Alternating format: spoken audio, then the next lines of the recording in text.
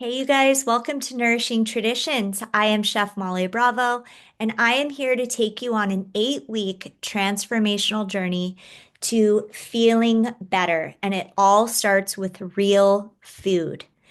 This week, we are going to be talking about healing the gut with traditional foods. That means soaking, sprouting, and fermenting. We all know that in order to feel our best, it all starts with healing the gut. It's called our gut microbiome. Our gut microbiome is the foundation of our health. It helps with immunity, digestion, mental clarity, and even our mood. So, when we strip our bodies of all of the nutrient density that it needs, it leaves us feeling depleted and it leaves us feeling like shit. So, part one of this video, I want to just go over the science behind the soaking, sprouting, and fermenting so that you understand why it is so vital to do in our everyday food practices. We want to start with soaking. Soaking our grains, nuts, beans, and legumes removes all of the anti-nutrients like phytic acid, and it helps make these foods so much easier to digest because they're bioavailable. It's like waking up a dormant seed that you've just gotten from the store and you're getting ready to plant in the garden. It's not going to do anything until you start watering it and giving it sunlight. And that's when it becomes active and alive and begins to grow. Sprouting takes things a step further. So you're going to take all of the things that you have soaked, your beans, your nuts, your legumes, and you're going to allow them to start germinating. When you allow them to germinate, the enzymes that are in them are going to improve their digestibility and their nutrient density. Sprouted foods are easier on the gut because they are packed with vitamins, minerals, and antioxidants. And then let's take it one step further from that. We're going to talk about fermenting, which is all about bringing in the beneficial bacteria, which we know as probiotics. We're going to bring that back into our diet. These probiotics are going to restore the balance of the gut microbiome, improve digestion, and support the overall well being of our health. So, you want things like sauerkraut, kimchi, kombucha, fermented vegetables. They're all natural and delicious, and they help us feel better from the inside out.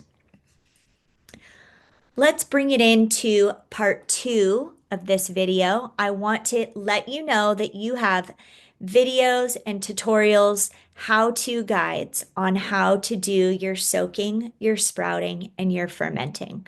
But right here, just so that we're clear, I want to walk you through the basic steps of doing each of these three things. It's very simple to do. It doesn't require time and it doesn't require a lot of equipment. So let's start with soaking. We are going to first start by measuring out our ingredients, okay? Let's say we're taking a cup of seeds, beans, nuts. We're going to rinse them so that we remove them of all of the impurities. We're going to put them in a bowl or a jar and we're going to cover them with filtered water. We're not going to use tap water. We're going to use filtered water because it doesn't have the chlorine that normal tap water has. We are going to let these things soak. You can even add a little bit of apple cider vinegar if you want to, or lemon juice, especially to the grains, and that's going to help aid in the digestion process. So you're going to let these things soak. You're going to do 6 to 12 hours for your grains.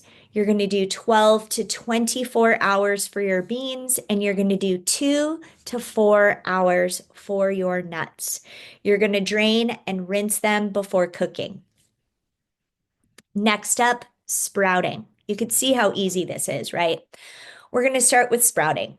You are going to get a mason jar. You're going to get a lid or a paper towel and a strainer. You're going to start with all of the grains, beans, and seeds that you soaked probably the day before. You are going to drain and rinse them again, and you're going to put them inside of a jar that has a breathable lid. I just use a paper towel and I put a rubber band around it. No muss, no fuss. You are going to rinse and drain these daily. Over time, you are going to watch your sprouts grow. It usually takes about 1 to 4 days, sometimes a little bit longer.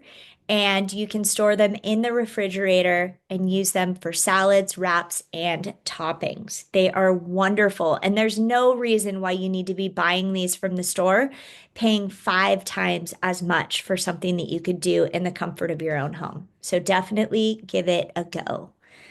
Next up, we are going to be talking about fermenting. Fermenting is so easy. And yes, you will probably mess this up your first couple of times. That's okay. That's how we learn. But it is literally so simple to do. So, with this particular recipe, we are going to be doing fermented carrots. We're going to do carrot sticks. We are going to use filtered water and we are going to use non-iodized salt. So you want to use something like a really good sea salt, Celtic sea salt, Malden sea salt. And you can also include things like garlic, spices, or dill for flavor. You're going to pack your jar with all of these carrots. You are going to fill them with the liquid that has your salt, your herbs, and a little bit of water. And you are going to put a weight on these so that all of the vegetables stay submerged in the water. That's really important so you don't get mold. And what you're going to do is you're going to put a lid on top and you're going to put it on your counter and forget it.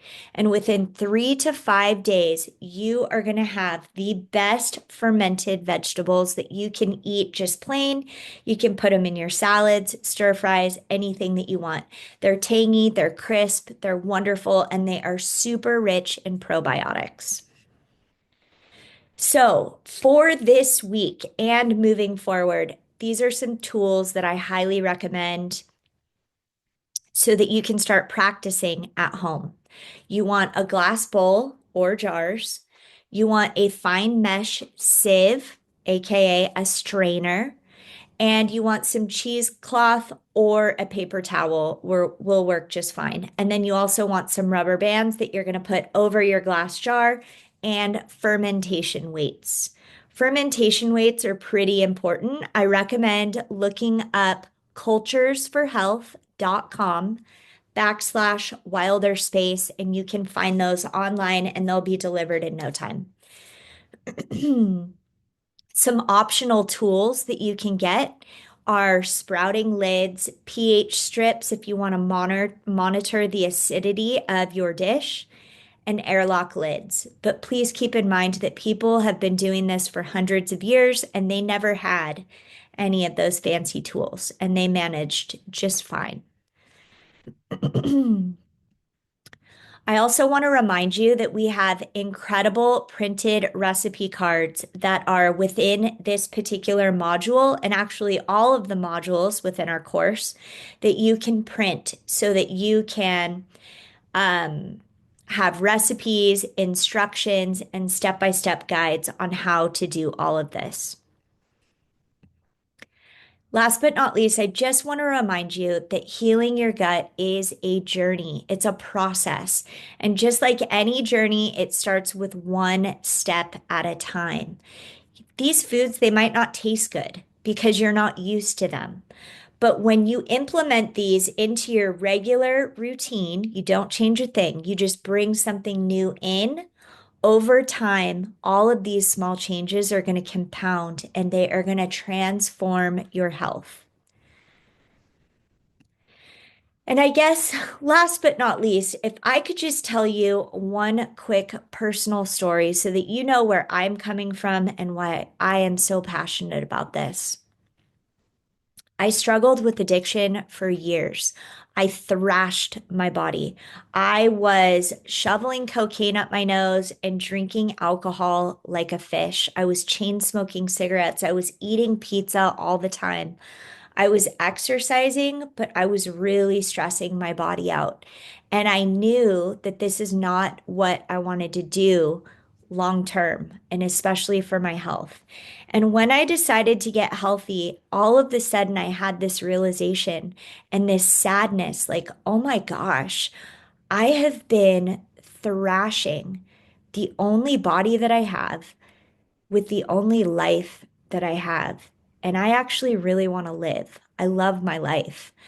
I love my family. I love the people that I have chosen to surround myself with. And I want to be the best version of myself that I can be. I found traditional cooking methods and the book Nourishing Traditions by Sally Fallon back in 2007, I think. And I'm just letting you know that this book transformed my life because it was a little bit edgy and it was a little bit fringe and it was a little bit counterculture, which was everything that I love, obviously. But also, it was teaching me that I don't need to be reliant upon somebody else to make me feel better. I can make myself feel better. So I just implore you to explore, practice, experiment in the kitchen. Don't be afraid and see how these foods make you feel. We're just going to do a quick look ahead to module 3 for next week. And we are going to be talking about all of these delicious things like raw dairy, bone broth, organ meats, more fermenting, and I'm going to show you how to transform your kitchen. So stay tuned. I will see you guys next time. If you have questions, concerns, if you need help, you can always reach out to me directly. We have an online community forum in which you can ask me questions, or you can always email me, okay? I am here to help. Thank you so much. It is a total pleasure to connect, and I look forward to working with you.